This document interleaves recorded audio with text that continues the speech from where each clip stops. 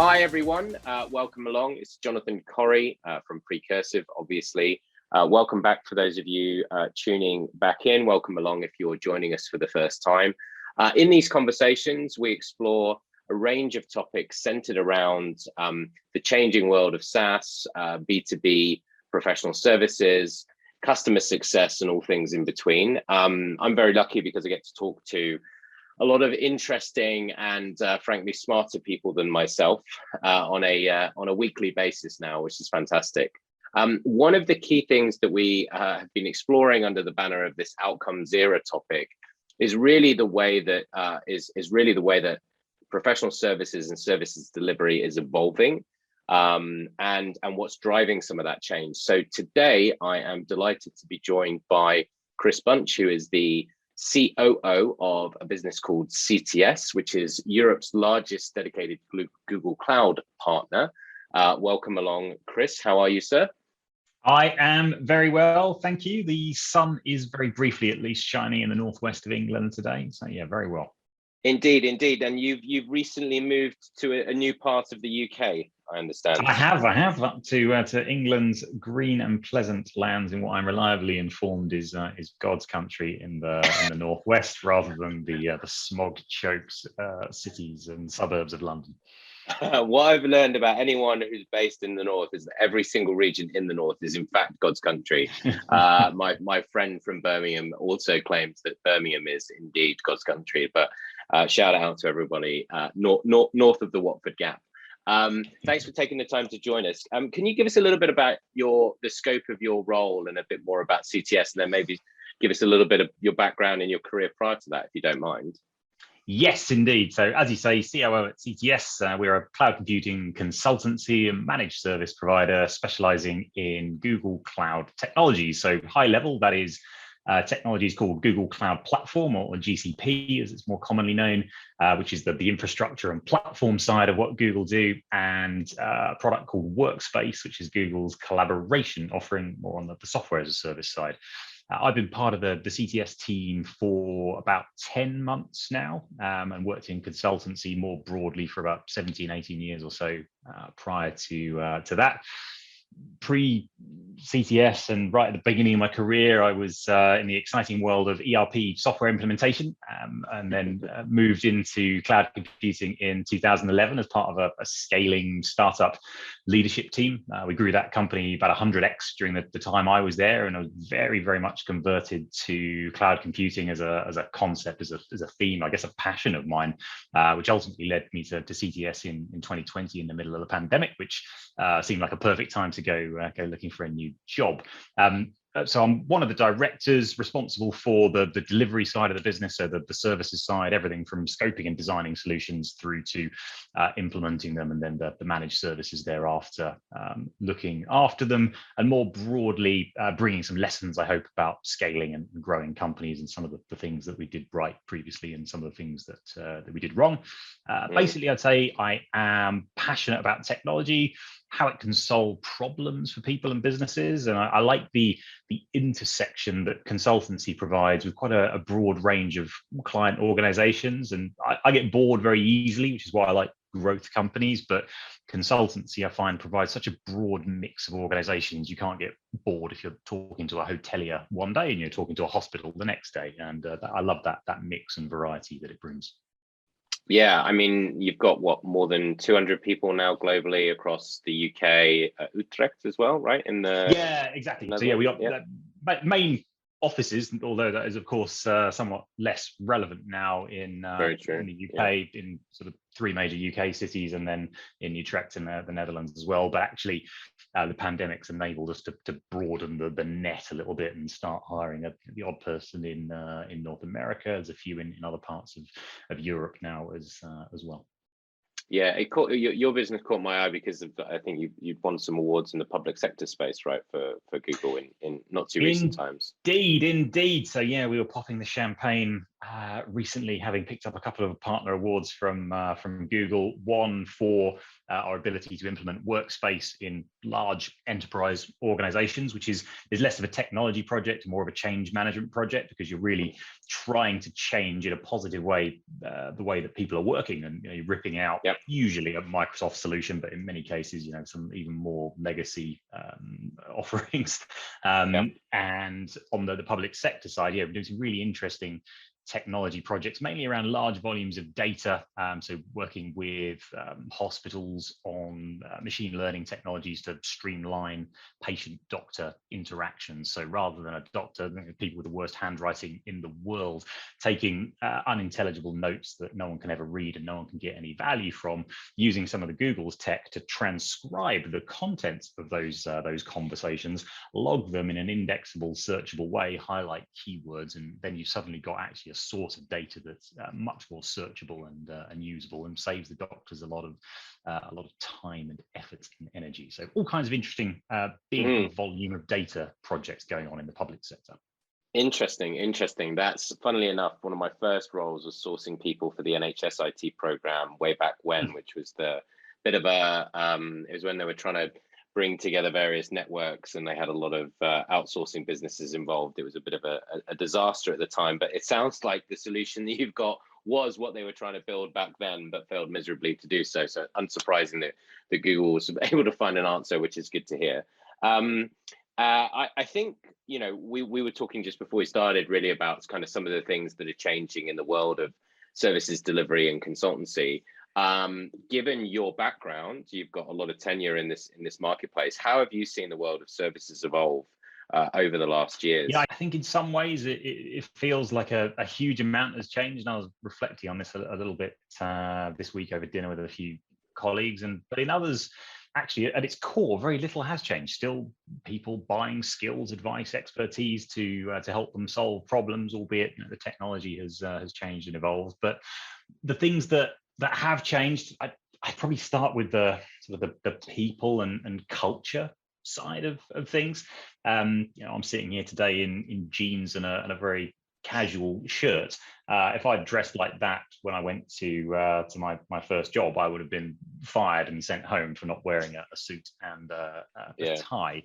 And that it's indicative, I think, of the evolution of culture to be a bit more people-centric versus perhaps the somewhat more rigorous days, and even the Deloittes and the PwCs of the world are evolving into that kind of model as well. And obviously, it's not just clothes; it's things like remote and distributed teams, much less common. If you weren't on site billing with a customer, you were expected to be in the office for the most part. You wouldn't be sort of sitting at home. And I think that has been a big change, and it's sort of linked to generally a focus on the employee, realizing that actually if you can attract and retain and motivate the best people, then you're going to get some better customer outcomes. I think businesses have probably become a bit more savvy in that regard.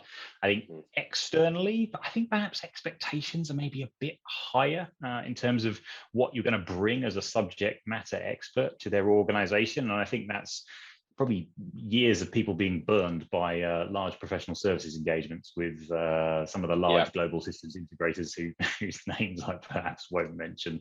But or maybe you already have.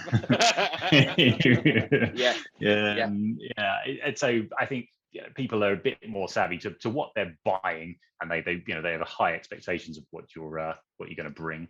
I think on the process side, general trend is sort of the pendulum swung back a bit more to businesses, I think, trying to upskill in-house, so using consulting skills to help to train and enable their teams and to augment and help to get things done.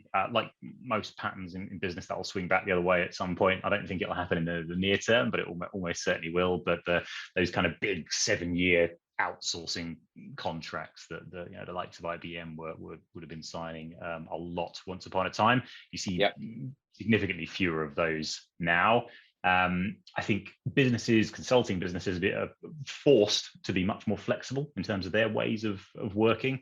So, we might love agile as a methodology for implementing something, but not all of our customers will do. So even if it would be logically a good fit for the problem that's trying to be solved, and you can't force it. We can explain what we think is the best model, but ultimately we then need to be flexible and work with the customer. And it ties a little bit to what I was saying a moment ago about outsourcing. Some people will want you to take ownership of something completely end to end and own it from start to finish, but many won't. They'll want you to come in and work with them and augment their team, and you need to be able to be flexible in terms of how you engage with the customer.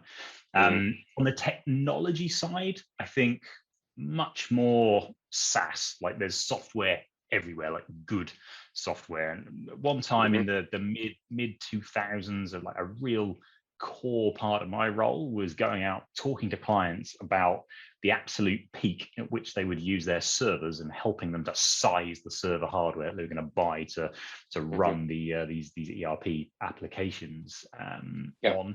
That's not a thing anymore. People they're buying it as SaaS, and they're paying a monthly or a yearly subscription of some kind, and all of that hardware data center commodity activity is somebody else is worrying about that.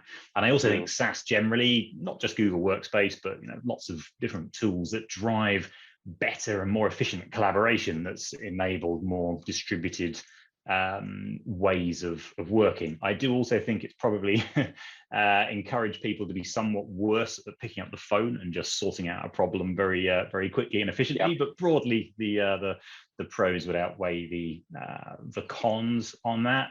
And maybe finally, I would say that within the ecosystems, I think there's much more opportunities for boutique consultancy. So it's not just about the big vendors, and actually in many cases companies will be looking for a very specialized, very focused boutique provider that has knowledge in the area that they require, going back to my point about augmentation rather than a massive systems integration project, which in my current, of course, massively biased role as someone who leads a boutique consultancy, that is good news. But bias is 100% allowed on this show, so that's good, and a very rich and thorough answer. I just want to kind of unpack a couple of those things. So I think one, the piece that you talked about, I call that more like, we see that a lot, which is this orchestrated workforce planning, where you're looking to mobilize both internal assets, people, and leveraging external partners to upskill or fill gaps. I think companies have become much more comfortable with that. I'd be interested in your thoughts on like who you see coordinating that on the customer side, maybe as we talk through that. Another piece that resonates a lot is like you talk about this idea that people have been burned by maybe the consulting businesses or the large systems integrators, which is interesting. We also see we see something similar in our market. So one of the products that we sell is a PSA solution, right? So it helps companies improve services delivery. And in that particular market, some of the larger vendors are more like what I would describe as traditional ERP orientated PSA, right? So they come from a world where things were a bit more static, they were less agile. And so we're actually talking to people as they just kind of have this belief that like those types of tools are really, really clunky, and we're having to re-educate them. And I think there's an element of that definitely happening both for product because of SaaS, but also for services businesses, right? It's like, we're not like PwC or we're not like IBM. We're not going to do this. We're actually boutique. We're more agile, and this is how we're going to deliver. So a lot of that definitely resonates. Just diving into like one thing, which is like you've talked about remote, right? Yeah. You're in a business with more than 200 people. You're the COO. Very curious to hear your experience about like what has changed with regards to managing this type of consulting business in this new remote reality. Yeah, I mean, I'm in a fortunate position, like a lot of technology businesses, I suppose, that we work with public cloud as our core business model, and literally the business was founded around collaboration software, Google Workspace, called Google Apps back in the day, that helps distributed teams to work together. It's literally the software that Google built for its business to help a distributed organization to work together. And also, I think we're quite fortunate that economically we're spread across lots of different industries. So although we work with people in and around hotels and hospitalities and travel who've clearly been impacted by the pandemic, actually we've got plenty of customers in the world of e-commerce, public sector, financial services who've all done quite well, actually. So it's been a good strong period of growth. In terms of things that have changed and have been challenging, I think initially, certainly March 2020 into April 2020, I was worried about sales, and I was worried about how people would build relationships and how they would articulate value propositions, really understand requirements, both in the sales cycle and in a delivery engagement, classic sort of project kickoff. How would you make it work? And actually, it's been very positive, much more so than I thought. And I think because there's essentially been no alternative. All the organizations that always said, you must be on site for this sales meeting, or you must be on site to deliver this engagement.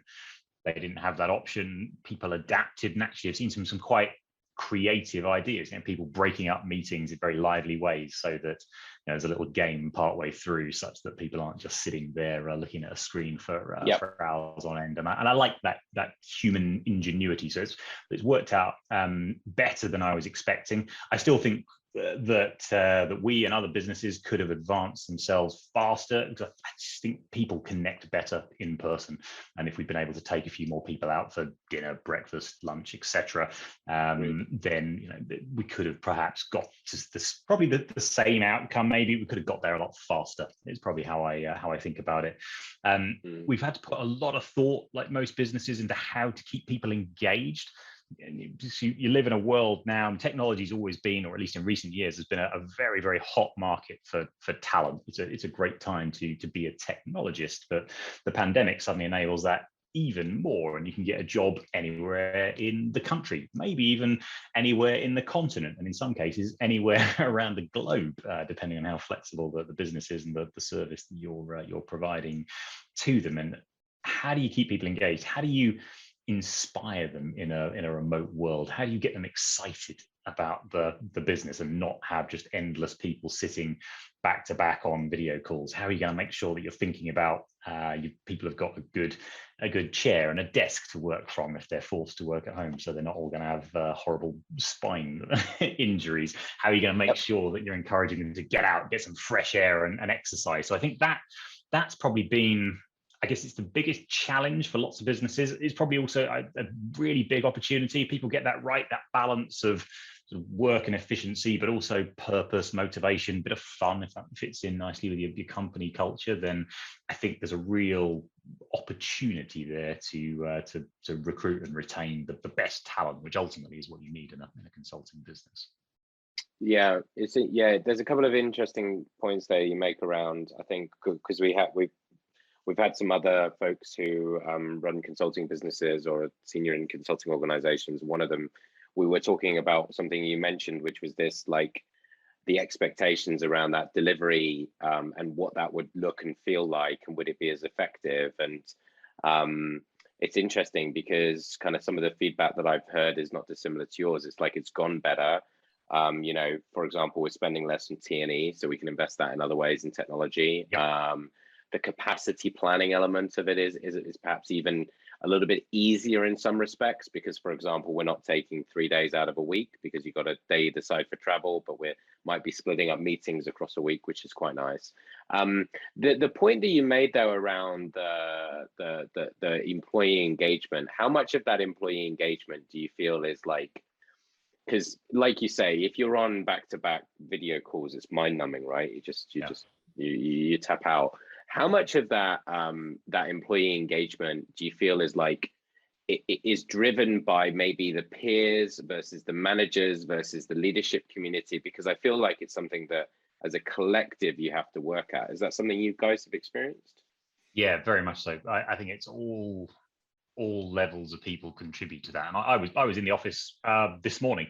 I didn't need to be there, but it's a good thing to do. Had a few face-to-face meetings with some people, probably solved some problems more quickly than we would have done otherwise. Bumped into a few people just in the lift, chatting to them about things that are going on. And these are people, and I attended quite an interesting webinar actually from PwC a few months ago, and one of their UK leadership made the point that as a leader, if he's not in the office, then no one will talk to him from sort of the general business population. His direct team, of course, he's talking to all the time, but the general people in the organization, they're not going to put 30 minutes in his calendar to have a chat. But if he's in the office, he'll come and say hello, and he'll ask them what they're working on, and he'll learn something about the business and possibly see opportunities to improve things or to do more of something that's amazing. And I think that people always talk about, the sort of serendipitous coffee machine conversations. And I guess it's a bit cliche, but it's also an actual fact. And I've literally spoken to several people I've never spoken to before this week because I happened to bump into them while we were getting a drink. Yeah, I couldn't agree more. I was in the office yesterday. We had an all-day session. We had our commercial team. We had our head of services come in and talk to some of the commercial team about their experience, both prior to working in our business and working here now, and about this world of services. And I was just looking at people's faces. You can just see them, like how people take in information. And that point you make is like, we got to go out for dinner last night, and I sat next to someone who I don't sit next to, or I don't see that much. She'd just come back from New Zealand. She spent 4 months in New Zealand actually, but she's just come back, and you can't replace that. So I think there's that happy medium, right? I think like being able to be at home and just blitz through work that you might need to get done, and then going into the office and actually accepting that you might go out for a coffee for an hour, but that's all right. Do you know what I mean? It's like, it's not unproductive time. It's good for you. Yeah, that's it. And that's where we've settled, is essentially to leave people with the decision to, if they want to come to the office, then great. And obviously we'll organise team meetings. We're having a party for the entire company next week, in fact, for the first time in a very long time. But yeah, well, quite. There will be testing before and after. We're getting all that organised, of course. But I'm looking forward to it. It's the first time. This is it's a small company, a fun culture, and just getting people together and having some fun is something that we've missed. And actually, it's one of the things that many companies probably forget is they've hired so many people during the pandemic. You need to encourage the teams and the leads of all the different units that actually it's okay to spend a bit of money, get your team together, like bring them together in small groups and solve some problems and have some fun. You don't need to worry about it. To your point, everyone's spending less proportionally on real estate, or they are, depending on the flexibility of their contracts, or they will be in the future as their businesses grow. So why not reinvest some of that in making sure that you're building teams properly? Cool. So one something that we talked about, I talk a lot about on this show and with others, is this what we see is this emergence of a new, not like a new form of service delivery, but really the changes in customer demand, right, and the speed at which things are changing results in customers and companies needing to make changes more quickly, whether that's growth orientated or organizational change or cost savings. And so as a result of that, we see consulting businesses and product companies like ours, right, needing to be able to deliver value more quickly to customers, right? So there's an expectations that this thing that we're going to buy, we're going to get our hands on it, and it's going to help us to change perhaps more quickly than it has in the past. And so we call that this high velocity services environment, this high velocity services delivery. And I'm curious to know kind of whether you see some of that in your space, and whether that you feel like that's a part of some of the trends that are going to continue to evolve over the coming years in the world of services. Yeah, definitely. And the words you use there are very apt. We one of our more popular offerings is literally called high velocity migrations, and it's all about getting people into Google Cloud very, very quickly. Mm-hmm. Agility has always been a bit of an overused term in the IT industry, a bit of marketing hype. The ERP company I worked for years ago was using that term in sort of 2003 or so, probably a little bit earlier. But actually, this is arguably one of the most important things that a business can do is do things quickly, because somebody else will be doing it fast if you're not. So yeah, we really try and focus on that, not just with the migrations proposition, but with everything we do. Our story is linked to, look, we are specialists in a particular area. We can come in, get this done quickly, and we can do this in 3 months. And sometimes you see, senior decision makers, sort of metaphorically at least, falling off their chair because they're expecting it's going to take 1 to 2 years to get it done based on their prior experiences with some of the larger multi-100,000 person organizations. Yeah, I 100% agree that people want things done quickly, and that is the right thing to do, because in every industry there's a challenger something, whether it's a challenger bank or a challenger ERP platform, doesn't really matter. There are organizations that are moving fast, delivering new services, new features quickly, and you have to stay with that pace. General trends, I think one of them probably links back to what we were just saying, actually, around the pandemic and getting people back together. And some people won't like it, but I think they will get back to degrees of on-site work again in the future. I think it's the way the world works. I don't think it'll be quite as extreme as it was. And on a personal level, I think, if we can get that balance right, I'm looking forward to a bit of travel, seeing some people in person and delivering some work on site with our customers. I think we touched earlier on about the trend around just people treating their employees properly, not PwCs and other. I used them as an example again, but I'll use them again. Not forcing people to come back to the office. Who would have thought that some of the biggest consultancies on the planet would have been saying, yeah, sure, flexible hybrid working, we'll absolutely embrace that. And I think that talent war, a lot of that people will realize it has to focus around culture of the organization, not just salary and the kind of work that people are involved in, but culture, and are you really investing and believing in people? I think there's going to be a lot of automation. I think RPA, sort of the robotic process automation as it's known, is almost certainly going to have quite an impact in the services environment. So companies like UiPath, who always seem to be at the top of the Gartner quadrants in that kind of space, should really be being used to strip out some of the mundane work from all manner of businesses, but there's lots of that in professional services. Well, you're speaking, you're speaking my language, and that of one of our clients calls it, we automate to be human. They were like, they prior to Precursive, they were having people that was taking them 3 hours to do a timesheet, for example, and it was like literally everyone hates doing timesheet. Like he would say, if someone likes doing a timesheet, they've got serious social problems. So the idea of like automation to simply give people back more time is, like you say, it's a little bit like that agility piece, right? It almost like sometimes it comes across as branding, whereas in reality, when you kind of see it crystallized, it's much more meaningful. I think digital transformation is a funny one, right? Like that for me was one of these hype strap lines, right? That was around for a long time, and a lot of people are like, oh, what does that actually mean? It's a bit, it feels like it's a pitch from McKinsey and this type of thing. And then you've kind of seen over the last 18 months, oh wow, okay, well that's digital transformation. That's why we actually need to be able to do stuff digitally.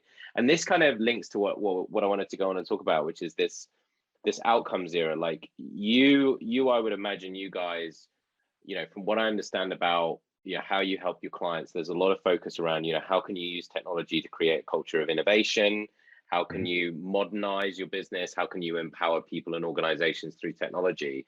Talk about like, what are the types of outcomes that manifest in your world that your customers want to achieve? Yeah, I mean, it varies a little bit with the client. Right. The larger end of the client base, so sort of think FTSE 100 type scale, I would say more typically people tend to buy what would commonly be called time and materials. And by that, I mean time. Usually they are literally buying days of people with particular skill sets to help them accelerate their project or their program. We're augmenting their teams. To your point about hybrid teams, there's often other suppliers or independent contractors in the mix as well. And generally, they're not buying a fixed outcome from us. And mostly the driver there is partly it's big and complicated, and they think it's going to take too long to do the discovery initially to then generate that fixed outcome. And partly it's a difficult thing to buy from the boutique providers, so you need to bring in multiple sort of specialists to get to your outcome via a partnership. As the customers get a little bit smaller in size, or indeed if just the work's a bit more standardized, very likely there's a fixed price. So the high velocity migrations piece that I mentioned earlier on is almost always fixed price, fixed outcome. This is a data center exit. Essentially, somebody's got data center either owned by them or leased from someone. They want to get out of it, move into the public cloud for all the right reasons, and there will be a fixed cost, bit of discovery work up front to work out what they've got, which is partly so we can fix price a really quick migration afterwards, and partly to help the customer understand what they've got, because most people have got no clue what they're running in their environment.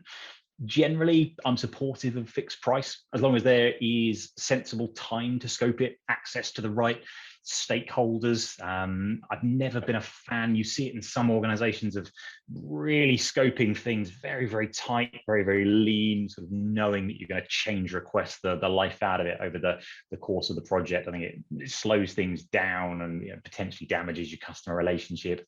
Equally, I'm not a fan of, and it does happen in smaller companies. I'm sure CTS has certainly done this over the years as they're growing, of taking sort of massive risks on a finger in the air estimate with a fixed price, and right. maybe you're going to get there, maybe you're not, because you need this to be a success for both parties, for it to be a successful successful project and successful engagement. But certainly things that are reasonably well understood, people are absolutely looking to buy an outcome, and I'd love giving it to them. It's a great simple sales proposition to turn up and walk somebody through a series of steps that says, here's what we're going to do, here's what it's going to cost, here's what we're going to provide, here's what we need from you, here's how long it's going to take, let's go. I like that a lot. Yeah.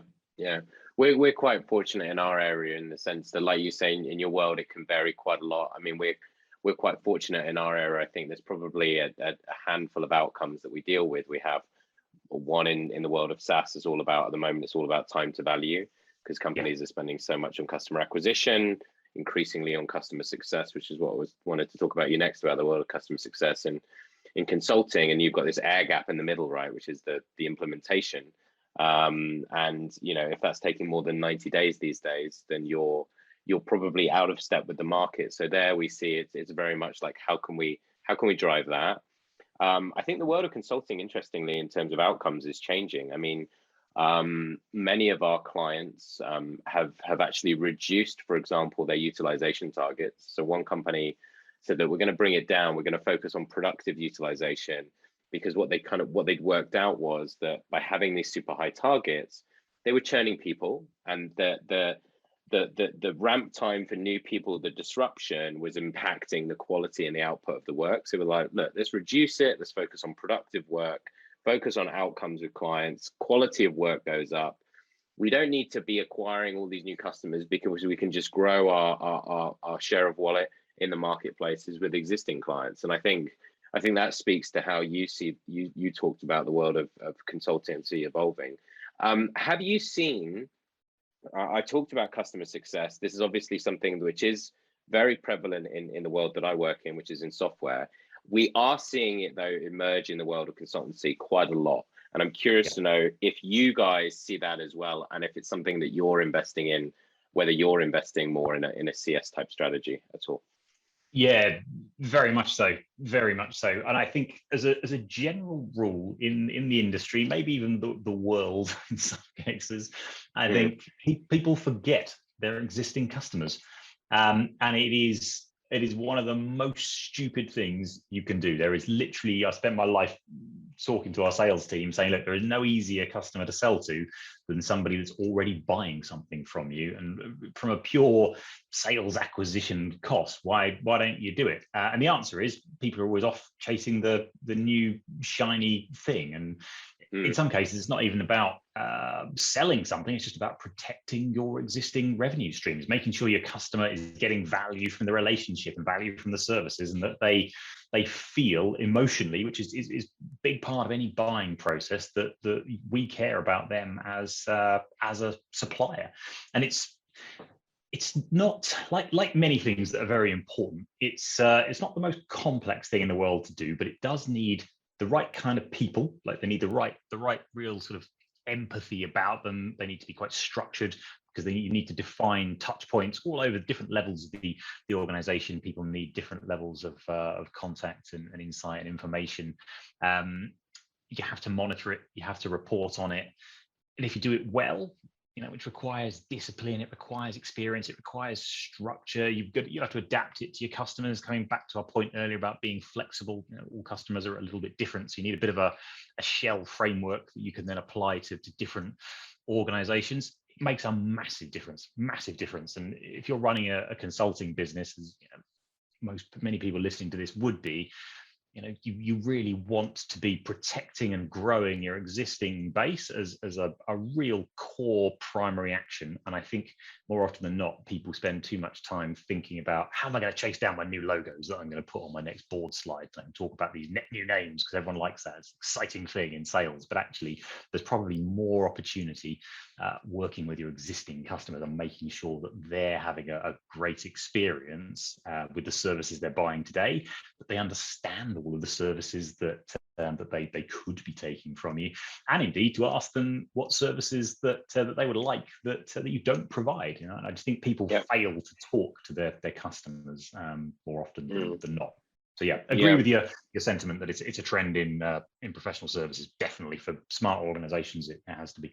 I think there's some a lot of the times in customer success in the world of SaaS, you're trying to capture these, like, we call them value snippets, right? Like, what's the change that you've kind of driven? And I think in that world of consultancy, sometimes you've got a scope of a project, like it's project orientated, and you deliver that, and then it's like, okay, well, that went well, and then okay, are there other additional pieces of work, which is potentially a natural flow of conversation. But I think almost like CS in consultancy will come to evolve into something around like the documentation of value, because there's a kind of a disconnect between the impacts that you drive that you know about, and then the impacts that the market knows about that you actually share, or indeed that the customer realizes themselves. They're like, oh wow, we didn't actually realize that it had had this much impact because we weren't tracking it 3 months or 6 months later. Things were just better. So I think it's going to be a really interesting space. So just final thing then. So we're for those listening, we've been introducing this topic of choice for everyone. So our guests, and it's been brilliant because there are some great ones coming through. So Chris, here's the topic of choice: is procurement the tail wagging the dog? So it's like a question mark. It's like an exam question. Discuss. So tell us what you mean by that. Yeah, and first up, because I don't want to get hunted down and shot by the myriad of procurement people that I speak to on a weekly basis. This is not me saying that there's no value in procurement. There is, making sure that you're matching requirements to suppliers, you're ensuring diligence, protecting the company from too much risk, making sure the business is not just giving massive contracts to their mates like a UK government conservative minister might choose to do so. All good stuff, makes sense. And I've worked with some great procurement people over the years that actually can make the process enjoyable, bring a bit of fun into it, rather than a time-wasting battle, just a grind. And there are still, I think, far too many of those grinding battles. And what I really mean by this is I'd like people in a procurement function, and it applies to most functions, but we'll talk about procurement at the moment, to think about what is the purpose. Like, why do they exist? What is the reason for that team to be there? And it's, they should be thinking, how am I adding most value to the business? And almost never will the answer be by dramatically slowing down the speed at which my business can buy and consume software or services from organizations that they're trying to buy from. And I really want to encourage people to question, now, why am I doing it this way? Is it how it's always been done, which is a terrible answer for anything, but it's often the case.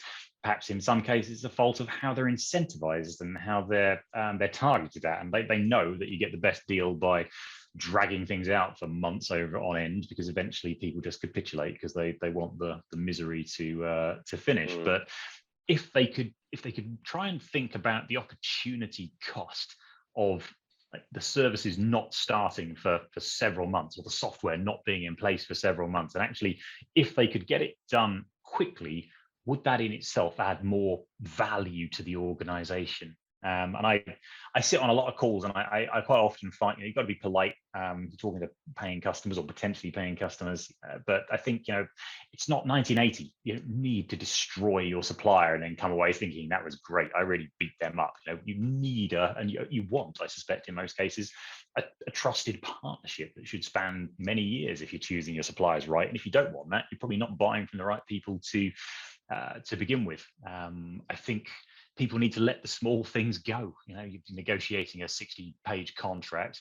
Maybe you don't need to argue over, some of the really fine definitions and the small print. You want to focus in on data privacy, liability, big ticket items. I definitely think there should be probably different incentive models based on business KPIs for people in procurement, making sure they understand that risk versus the benefit that they're providing to the business through the work that they're doing. And there needs to be some element of speed in there for me and people really understanding, because I think often it just sort of, procurement's a bit of a black box, and it exists. People know it has a certain remit, and it goes into procurement. And in some organizations, like if that's a large bank, that could be gone for months, literally months. And all the while, Monzo has released 50 new features today, while your procurement team have been saying, "Oh, you can't buy this product yet. It's going to help you." Yeah. So here's this is an interesting story that I heard from, used to do some work with GE years ago. And GE in the Jack Welch era had an approach to talent development, which was rotating people between departments. And what they did was, and this links to procurement thing, they rotated their procurement and their sales teams. And so the GE procurement team spent time with the pursuit team within GE, which was a large, sophisticated sales organization. And what they discovered and learned was that the best salespeople would parallel process. So they get to a point in a deal cycle, and then they have like swim lanes or paths where you have like the business value stream and then the procurement stream, for example, right? So you have this procurement piece, and the procurement people picked up, they were like, this is how we should be buying. When we get to a point in a purchase, we should be coming in earlier. And then we parallel process that with the decision making so that it's not linear. So we're not holding it up for X number of months, because they realized that in doing so in this particular division of GE, it would cost them a lot of money. So that certainly resonates. Another point, which I think you mentioned that you'd seen elsewhere, is like there's this pent up emotion, right? Where you get to that buying point. And I guess if the procurement piece has been strung out, the post-sale implementation, that can get very emotionally fraught, because people really want to get their hands on the product or the service then, can't it? And it's been delayed almost. In many cases, that you're putting unnecessary pressure on people to hit deadlines, because many cases there are, you need to get out of a deadline, or you need to get off a certain piece of software, whatever it might be. And by dragging that out, you are absolutely putting your team under significant pressure. And so that's ignoring the pound value associated with the opportunity cost. And if people don't understand what that is, perhaps they shouldn't be buying the thing in the first place. I just think we've all just sort of settled into this mindset of this is how it's always been done, and that's just what we'd expect. So I guess my message is I'm encouraging people to challenge it a little bit. And I think your GE example is probably a really relevant one, because the ultimate solution here at a sort of macro level is getting procurement closer to the business, whilst maintaining some independence, of course. But that's the key. I think that they really understand the business, and the business understands them, and as a result, they'll do a better job rather than as an isolated silo. Yeah, cool. Well, listen, thank you ever so much for your time. It's greatly appreciated because I know how busy you are. So thank you for joining. And for those tuning in, you will find obviously many more shows on our Spotify channel, also on the website, alongside various new pieces of content from Precursive. Our traditional services is dead playbook with contributions from Sage, from Infosys, and of course from Cognite. So head over to precursive.com for more information on any of that. And Chris, once again, thank you ever so much for taking the time to join. Pleasure. Thank you, Jonathan. Cheers.